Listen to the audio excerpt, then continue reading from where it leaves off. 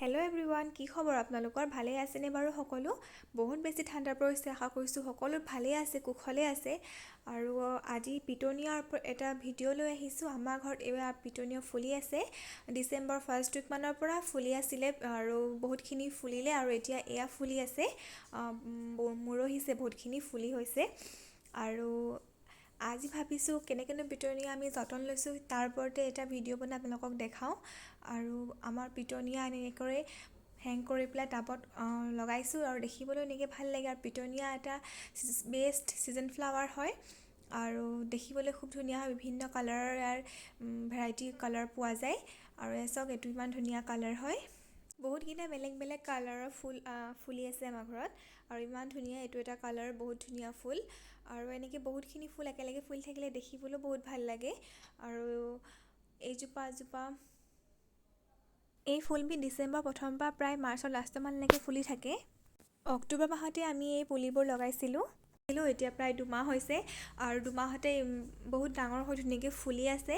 আৰু এই পুলিবোৰ ডাঙৰ হ'বলৈ বেছি সময় নালাগে আৰু অলপ কেয়াৰৰ প্ৰয়োজন, বহুত বেছি কেয়াৰ লৈ থাকিব নালাগে। আৰু সিহঁতক ৰ'দ বহুত দৰকাৰ হয়। 4-5 ঘণ্টা সিহঁতক ৰ'দ পাবই লাগে, নহ'লে ফুলবোৰ অলপ ভেঁকুৰ ধৰা নিচিনাকৈ ফুলবোৰ লাহেকৈ এফালৰ পৰা মৰি আহে। আৰু এইকেইদিন বতৰো যিহেতু বেয়া। আৰু আমি পুলিবোৰ লগাইছিলোঁ চব কেনেকৈ। এয়া প্ৰথমে টাবটো ফুটা কৰি লৈছোঁ, 4টা ফুটা।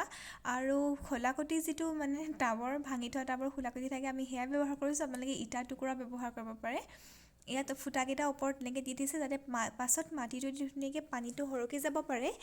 তাৰ ওপৰত এনেকৈ মাটিখিনি দি দিছে। আৰু অলপ টাব এনেকৈ ৰুবৰ কাৰণে ৰেডি কৰা হৈছে। আৰু অলপ টাবত কেনেকৈ লগাইছে মই আপোনালোকক দেখাই আছোঁ, ৰ'ব। এইটো দেখিছে ইটাৰ টুকুৰাটোৰ ওপৰত এইটো মায়ে নিজে কৰি লোৱা হয়। নাৰিকলৰ বাকলিৰ পৰা জোঠাটোৰ পৰা এৰুৱাই পেলাই এনেকৈ বনাই লৈছে। তাৰ ওপৰত মাটিটো দিছে। আৰু এনেকৈ ৰুলে ফুলজোপাৰ কাৰণে ভাল হয়, ফুলজোপা গ্ৰথটোৰ কাৰণে। আৰু আমি এনেকৈ লগাওঁ। আৰু আমি মাটিখিনিত কক'পিট মিলাই লোৱা নাই, পাছতহে ব্যৱহাৰ কৰিম। কিছুমানে মাটিতে কক'পিটখিনি মিলাই লয়। আৰু এইফালে আমাৰ টাববোৰ এনেদৰে ৰেডি কৰা হৈছিলে ৰুবৰ কাৰণে। আৰু এইবোৰ আমাৰ পিটনিয়া পুলি হয়। আমি সৰু সৰু পুলি এনেকৈ নাৰ্চাৰীৰ পৰা কিনি আনি পেলাই লগাইছিলোঁহি। পুলিবোৰ যিহেতু প্ৰথম কিনোতে বহুত সৰু থাকে আৰু সেইকাৰণে বৰ যতনেৰে ৰুব লগা হয়। আৰু এই পুলিটো এইখিনি সময়তে অকণমান যতন নল'লে মৰি যোৱা যায়। এইখিনি সময়তে সৰু হৈ থাকোঁতে পুলিটো বহুত যতনৰ প্ৰয়োজন। আৰু এই পুলিবোৰ আমাৰ মায়ে লগোৱা হয়। মাৰ যিহেতু ফুলত বহুত বেছি চখ আছিলে আৰু তেওঁ এয়া হেঁপাহেৰে মৰমেৰে লগোৱা পুলি আছিলে। আৰু বৰ্তমান তেওঁ যিহেতু নাই, মই আগৰ দুটামান ভিডিঅ'ত কৈছোঁৱেই, তেওঁ লগোৱা পুলিবোৰ দেখাইছোঁ। আমাৰ ছিজন ফ্লাৱাৰবোৰ আৰু পাৰ্মানেণ্ট যিবোৰ পট প্লেণ্ট আছিলে আমাৰ কি কি আছে সেয়া দেখাইছোঁ। আপোনালোকে ডেছক্ৰিপশ্যন বক্সত মই লিংকটো দি দিম, তাত গৈ পেলাই আপোনালোকে চাব। আৰু এতিয়া ধুনীয়াকৈ ফুলবোৰ ফুলিছে চাবলৈ, কিন্তু মাহে নাই। আৰু ফুলবোৰ দেখিলে মনটো যিমান ভাল লাগে আৰু সিমান মনটো দুখো লাগে। আৰু বহুত কেয়াৰ লয় তেওঁ ফুলবোৰত আৰু বহুত সময় দিয়ে। 3-4 ঘণ্টা সময় তেওঁ ফুলৰ কামতে লাগি থাকিব পাৰে। আৰু এতিয়া যিহেতু আমাৰ পিটনিয়াবোৰ ডাঙৰ হৈ ফুলি আছে আৰু যেতিয়া আমাৰ ৰোৱা এমাহমানৰ পাছত এনেকৈ ঠন ধৰি আহিছিলে ফুলবোৰ, তেতিয়া কি কৰিছিলোঁ, আমি গুড়িবোৰ খুচৰি পেলাই গুড়িবোৰত ভাৰ্মি কম্প'ষ্ট দি দিছিলোঁ। আৰু এনেকৈ ঠন ধৰি অহাৰ পাছতে মাটিটো অলপ টিপ খাই যায়। টিপ খাই গ'লে ফুলবোৰ বেয়া হয়। মাটিটো টিপ খাই যাবলৈ দিব নালাগে। ভালদৰে গুড়িবোৰ খুচৰি তাত ভাৰ্মি কম্প'ষ্ট বা শুকান গোবৰ দিব লাগে। আৰু তেতিয়া ফুলবোৰৰ গ্ৰথটো ভাল হয় আৰু ফুলবোৰ ধুনীয়াকৈ ফুলে। এয়া চাওক, এতিয়া আমাৰ ধুনীয়াকৈ ফুলবোৰ ফুলি আছে। আৰু ফুলবোৰ যেতিয়া ফুলি হৈ যাব, তেতিয়া ফুলবোৰ আপোনালোকে তাত গছজোপাত থাকিব নিদিব। ফুলজোপা ঠাৰিটোৰ সৈতে অকণমান ফুলপাহৰ আগলৈকে কেঁচি দি পেলাই কাটি দিব।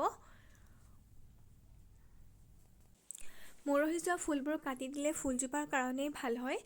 ফুলজোপা তেতিয়া বেছিদিন ভালে থাকে। আৰু এটা কথা আপোনালোকে হয়তো জানেই, ফুলি থকা ফুলবোৰত ওপৰৰ পৰা পানী কেতিয়াও দিব নালাগে। সদায় ফুলৰ গুৰিতে পানীটো দিব লাগে।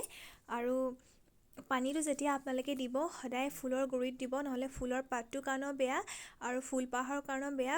ফুলপাহ বেছি সোনকালে বেয়া হৈ যায় আৰু পাতটো কিবা বেয়া হৈ যোৱাৰ নিচিনা হয়। আৰু 4-5 ঘণ্টাটো পিটনিয়া ফুলত ৰ'দ পৰিবই লাগে। আপোনালোকে যদি ৰ'দ নপৰা ঠাইত আছে, ৰ'দত পৰা ঠাইত থ'ব। আৰু নহ'লে কিবা গছজোপা ভেঁকুৰ ধৰাৰ নিচিনা হৈ যায়। পানীটো ভিজি থকাৰ নিচিনা থাকিলে টাবটোত পানী নিদিলেও হয়। আৰু